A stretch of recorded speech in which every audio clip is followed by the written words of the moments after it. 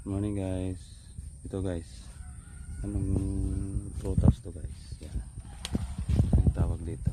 Kasi sabi ng asawa ko mahal daw doon sa Kuwait. Pero dito sa atin parang hindi naman to prutas. Yan. Yan guys. Yan.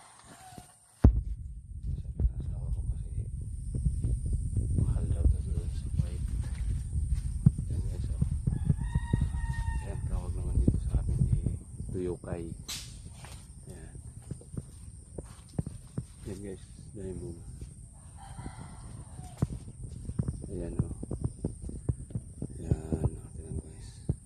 Patayang isa. Ayan, ayan. So guys, kaso hilaw pa.